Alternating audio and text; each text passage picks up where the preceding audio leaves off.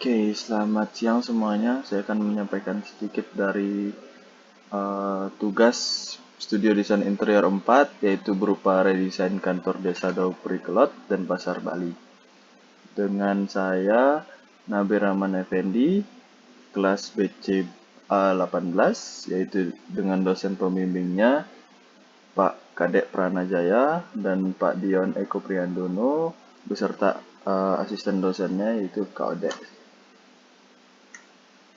Untuk lokasi site-nya, lokasi site pada perancangan redesain dari kantor Desa Daupurikelot yaitu berada pada Pulau Bali, yaitu di daerah Denpasar Barat, yaitu tepat jalannya di Jalan Sermarepot nomor 15 Daupurikelot, Kecamatan Denpasar Barat, Kota Denpasar, Bali.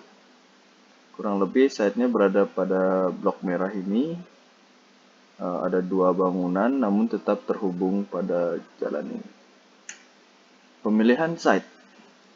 Jadi kantor Desa Perbekal Adat Daupurikelot merupakan kantor pemerintahan setingkat desa atau kelurahan yang berada dan beroperasi di daerah Daupurikelot Denpasar. Beralamat di Jalan Sermarepot nomor 15 Daupurikelot, memiliki akses yang mudah karena berada di Jalan Raya Diponegoro dan Jalan Raya PB Sudirman. Dengan beberapa pertimbangan, maka site yang terpilih akan didesain kembali adalah kantor perbekal Desa Daupurikelot Denpasar. Pemilihan site ini dilatar belakangi oleh kondisi site yang dirasa masih kurang efektif dan efisien dalam penataan maupun seseorang yang akan bekerja di dalam ruangan tersebut, yang menyebabkan tidak terpenuhinya standar yang diharapkan.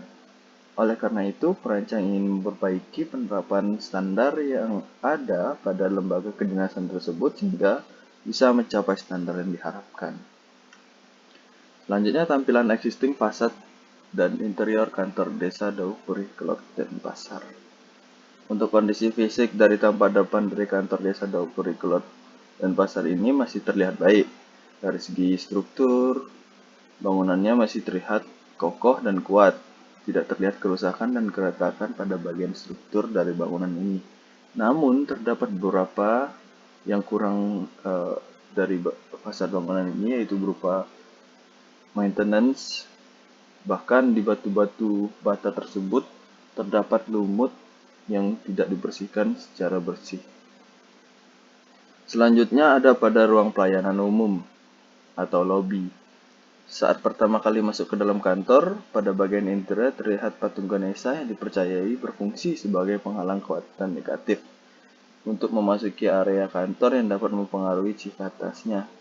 Kemudian pada bagian meja resepsionis, dindingnya dilapisi dengan kayu yang masih terlihat bagus, hanya saja penataan bekas yang kurang rapi mengakibatkan area depan ini terlihat kotor.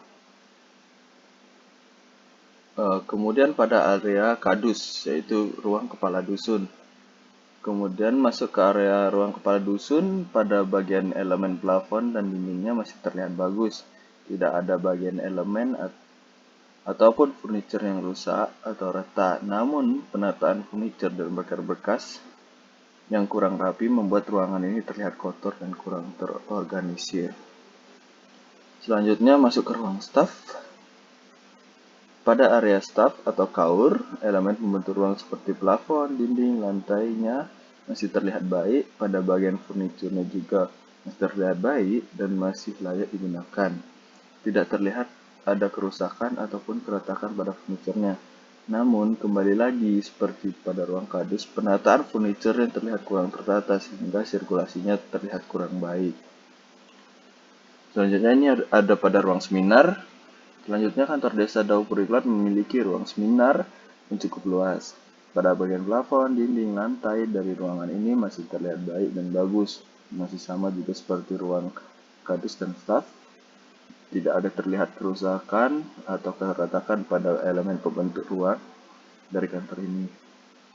Pada bagian furniture juga terlihat masih baik dan layak digunakan. Akan tetapi, dikarenakan aturan pemerintah tentang penerapan new normal pada zaman ini, yaitu terkait wabah virus COVID-19, maka penata furniture dan aksesoris harus ditata agar sesuai dengan standar penerapan protokol kesehatan, serta ruangan dapat terlihat lebih terorganisir.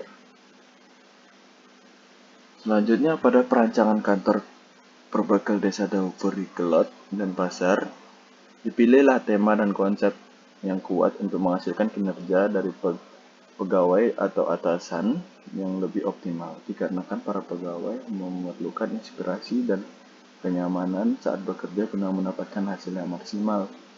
Terdapat beberapa hal yang menjadi acuan penting dalam pemilihan tema dan konsep untuk perancangan kantor kali ini, diantaranya menciptakan atmosfer kantor yang nyaman dan memecahkan suasana kerja serta menampilkan citra kantor yang bertaraf profesional dan fasilitas yang memadai.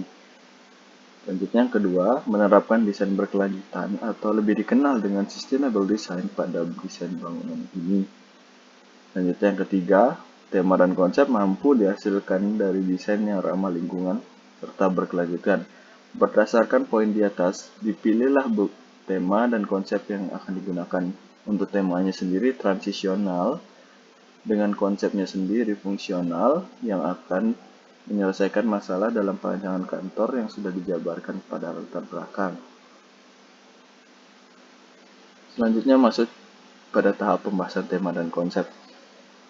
Jadi pada studi desain interior 4 ini saya menggunakan tema yaitu transisional dan konsepnya sendiri functional office.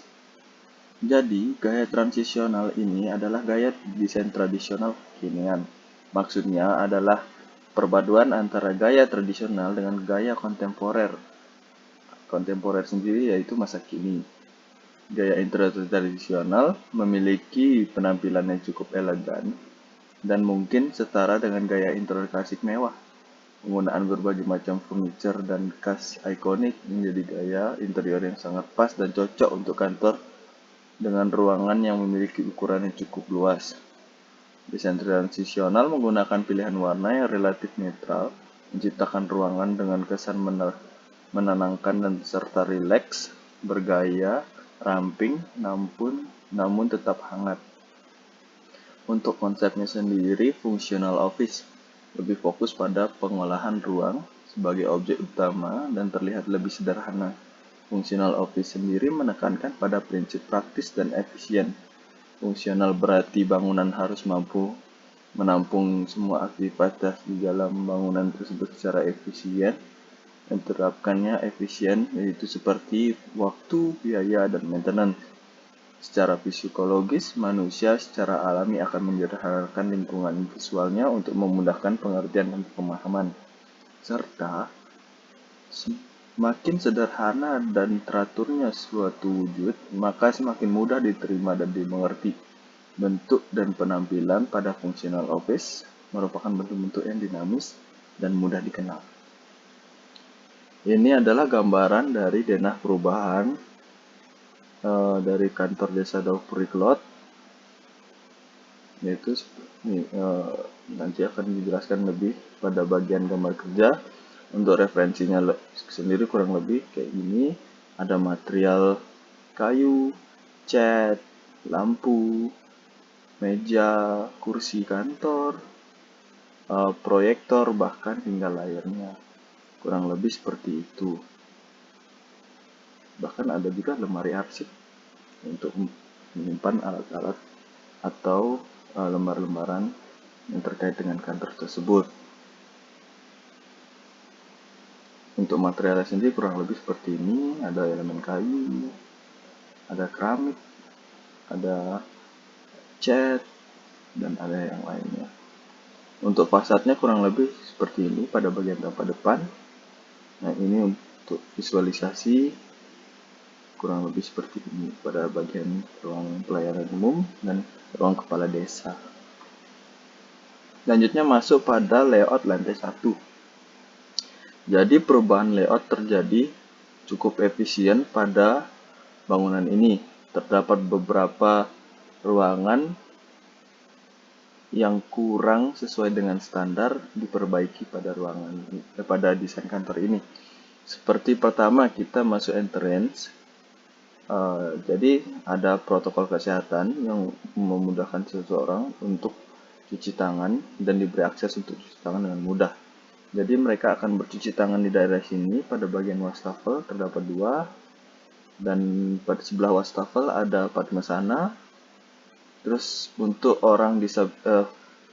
seseorang yang memiliki atau bisa dikatakan disabilitas bisa melalui ramp yang sudah saya buat untuk menuju teras dan menuju ke ruang dalam, yaitu ruang pelayanan umum. Jadi pada saat masuk, seseorang akan dihadapkan pada ruang pelayanan umum, dan sebelah kanan pada bagian bawah ada ruang laktasi, dan pada bagian atas untuk toilet difabel. Toilet difabel bisa opsional, bisa digunakan oleh orang biasa, tapi lebih diprioritaskan untuk difabel. Beserta ada ruang main. Jadi seseorang yang melakukan interaksi di dalam sini hanya boleh melakukan interaksi dalam sini. Ini ruangannya sifatnya publik. Untuk ruangan yang ini adalah ruang kadus, di mana ruang kadus dibuat kubikel sehingga seseorang memiliki meja satu dengan pembatasnya. Jadi mereka aman untuk pencegahan dalam protokol kesehatan. Selanjutnya masuk pada bagian sini, ini adalah area storage di mana seseorang mungkin pada cleaning service-nya menyimpan alat-alat atau sapu, pengepelan seperti itu. Terus ada 2 toilet juga, toilet wanita dan lelaki. Selanjutnya di sini ada ruang staff, hampir sama dengan ruang kadus, dibuat kubikel, namun dilengkapi dengan lemari arsip yang cukup besar juga. Selanjutnya di sini ada pantry, di mana seseorang dapat memasak makanan atau mencuci makanannya atau menyiapkan makanannya di sini. Dan juga tersedia meja lipat dinding yang bisa digunakan pegawai untuk makan, namun kursi dibatasi. Selanjutnya ini ada area smoking pada bagian luar, yaitu outdoor. Selanjutnya pada bagian belakang ada padmasana juga, ada entrance juga lewat pintu belakang khusus untuk pegawai. Yang pegawai yang datang harus cuci tangan dulu sebelum masuk ke dalamnya. Serta bahkan di sini ada juga mesin absensi untuk para pegawai mempermudah. Selanjutnya di sini ada pada bagian tangga menuju lantai 2. Kurang lebih layoutnya lantai 2 seperti ini. Orang yang akan memasuki lantai sini akan bertemu dengan ruang kerja yang dari Karang Taruna, ruang BPD, ruang perbekal, dan 2 toilet juga. Selanjutnya masuk ke ruang seminar. Ruang seminar terdapat 22 kursi untuk sivitas, 4 kursi untuk pembawa acara seminar, beserta juga ada mimbar di sini. Serta ada teras yang menuju yang bisa dilihat ke arah bawah. Untuk penyimpanan barang-barang sendiri terdapat gudang yang berfungsi untuk menyimpan alat-alat kebutuhan dari seminar seperti sound system, kursi, meja.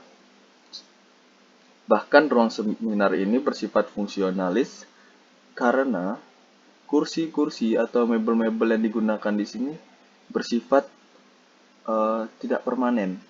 Jadi mereka bisa memindah-mindahkan. Jadi ruangan ini bisa digunakan untuk ibu-ibu PKK, untuk orang seminar, entah untuk orang meja jahitan juga bisa, karena ini lokasinya di Bali. Jadi begitu sih kurang lebihnya. Oh iya, selain itu pada lantai 2 di bagian belakang ruang perbekal dan ruang BPD terdapat juga ruang indoor untuk smoking area. Jadi mereka tidak perlu turun. Bahkan di sini juga bisa untuk makan, minum, untuk mencari udara segar. Selanjutnya kurang lebih side plan atapnya seperti ini sih. Side plan atap lebih standar, namun terpisah karena ini aslinya dulu adalah 2 bangunan yang menjadi satu. Ini adalah lantai 1, kurang lebih sama layout. Tampak depannya, nampak belakang, potongan A, B, C, D, rencana lantai menggunakan keramik dan keramik, paving, dan juga karpet. beserta batu alam juga. Ini untuk detail lantai, rencana dinding juga, rencana plafon. Plafon yang digunakan di sini adalah plafon drop ceiling dan flat. Ini untuk rencana furniture, kurang lebih ada 13 jenis furniture pada lantai 1, lantai 2 ada 14 jenis furniture. Untuk detail furniture dari lemari arsip, ini untuk meja kerja. Selanjutnya ada rencana aksesoris, terdapat 8 aksesoris saja. Untuk rencana aksesoris lantai 2 juga sedikit, yaitu berupa 5. Ada detail aksesoris dari rak mainan anak, dari ini papan pengumuman.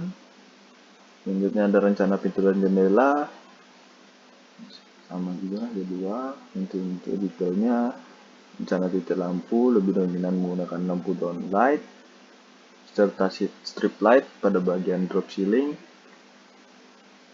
Ada juga candelier.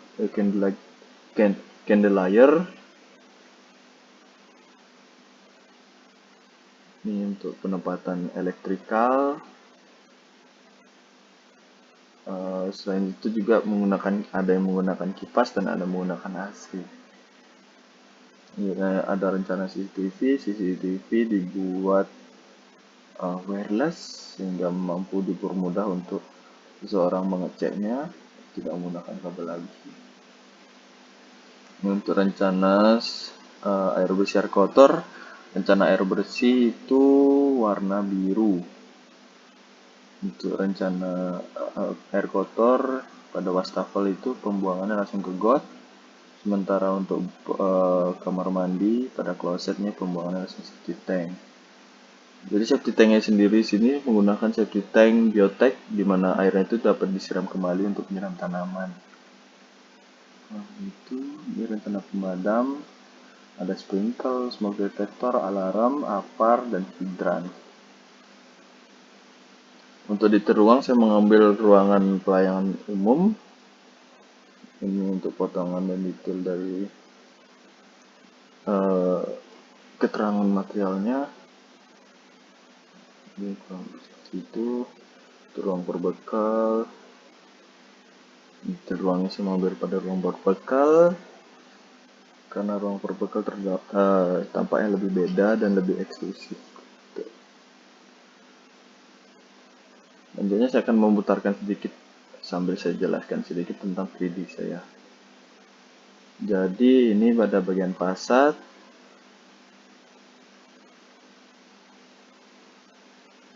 Pada bagian fasad sendiri menggunakan aksesoris itu berupa ukiran Bali dari bahan kayu mahoni atau jati bisa juga, namun tetap di finishing merah.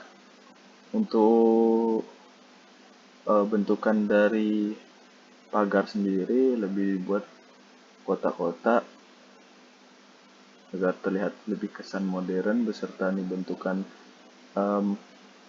kemiringan pada bagian tembok itu dibuat lebih modern, serta bentukan pagar menggunakan besi. Terdapat juga cat.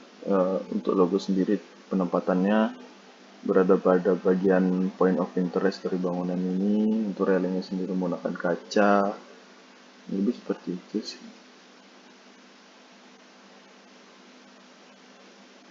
Selanjutnya pada ruang pelayanan umum. Ruang pelayanan umum terdapat pembatas yang saya bilang tadi untuk pencegahan COVID berupa protokol kesehatan, yaitu berupa kaca akrilik, pembatas akrilik untuk pembatas antara penduduk dengan karyawan. Itu plafonnya sendiri drop ceiling menggunakan cahaya strip LED dan juga lampu down LED. Terdapat juga di sini ada apar. Suatu saat ada terjadi kebakaran dapat dipermudah dengan penyediaan staf ruangan. Ini untuk papan pengumuman. Ini untuk grill dari dinding. Terdapat juga patran dari kayu. Untuk lantainya sendiri ada lantai putih dan lantai hitam. Lantai hitamnya sebagai list. Seperti itu. Dan itu terdapat juga di sini ada kolam yang bisa dikatakan mengganggu.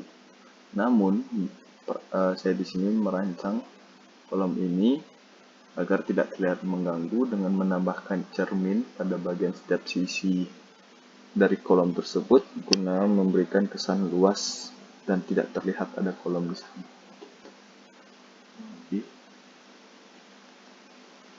Nah, kursinya kurang lebih menggunakan kursi armchair, di mana armchair itu pada bagian samping kanan kiri kanan kiri belakang itu dibuat tinggi sehingga seseorang tidak bisa bicara dengan sebelahnya, dan menjunjung tinggi juga protokol kesehatan begitu.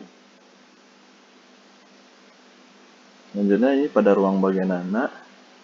Ruang bermain anak itu hanya terdapat sebuah rak dengan kursi kuda kayu yang sudah mampu dipermainan karena space-nya juga tidak terlalu memadai. Juga ini cukup untuk anak-anak bermain. Ini untuk bagian lorong menuju ke bangunan belakang. Terdapat display dari piala-piala karena pada bangunan yang lama terdapat juga piala-piala yang cukup banyak. Ini pada ruang kadus terdapat lemari arsip, meja bekerja kurang lebih seperti ini. Kurang lebih layoutingnya dari meja kerja. Ada sebuah komputer, keyboard, dan mouse. Terus juga ada laci juga di bawahnya. Selanjutnya masuk pada bagian ruang pantry. Pada bagian ruang pantry yang saya bilang tadi ada meja lipat dinding, kayu, tetap juga ada hidran. Jadi lipat dinding itu seperti ini. Ini terdapat foto yang memudahkan, istilahnya sebagai hiasan. Padahal itu berbentuk sebuah meja yang mampu digunakan. Untuk pantry-nya sendiri hanya terdapat wastafel, kompor, dan alat-alat yang dibutuhkan ada di bawah. Jadi seperti itu. Ini masih sama nih ruang staff. Ini masuk ke ruang seminar. Ruang seminar kurang lebih seperti ini. Terdapat 22 kursi. Kurang lebih desain dinding ruang seminar seperti itu. Terdapat juga lukisan-lukisan dari kisah-kisah Bali. Adapun juga candlelight, papan pengumuman, kursi besi, meja besi, kursi juga. Ini ada mimbar yang bersifat non permanen atau portable. Untuk lantai sendiri menggunakan lantai karpet hitam yang empuk dan nyaman.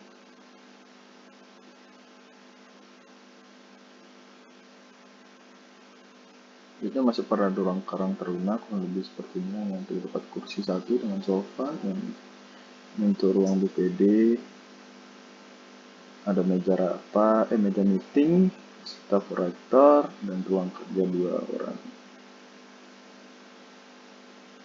Ini kita masuk pada ruang kepala desa kurang lebih seperti ini. Grill-grillnya dibuat berbeda dengan ruang-ruangan lain yang mengidentikan ini ruang kepala desa yang bersifat private karena terkadang pejabat juga datang menghampiri atau mengunjungi dari kantor ini. Ini untuk fasad belakangnya kurang lebih seperti ini, hampir sama sebagai pada bagian depan, namun terdapat grill kayu dan ruang makan dan akses untuk keluar ke dalam. Untuk ruang outdoornya apartemen sana, dan ruang cuci di sini, ruang masuk seperti itu. Gitu. Lebih seperti itu. Sekarang saya akan menjelaskan sedikit tentang hasil dari animasi redesign kantor desa Daupuriklat by Nabi Rahman Effendi.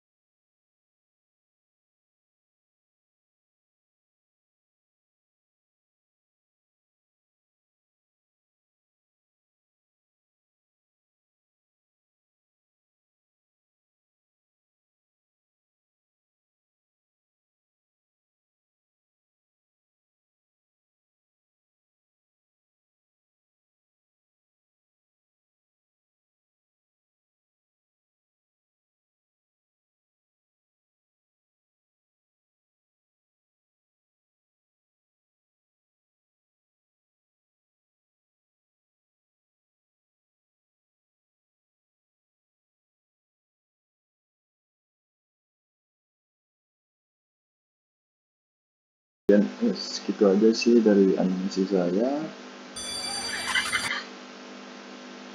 Selanjutnya pada perancangan desain kantor Desa Dapuriklot, saya mengucapkan terima kasih kepada dosen pembimbing saya, yaitu Pak Kadek Pranacaya dan Pak Dion, dan pembimbing asisten dosen, yaitu ada Pak Odek, serta untuk konsep 2D, 3D, dan editing dari saya sendiri, Nabi Rahman Effendi dari kelas PCA. Saya ucapkan banyak banget terima kasih. Jika ada kesalahan kata, saya mohon maaf. Sekali lagi saya ucap sekian, terima kasih.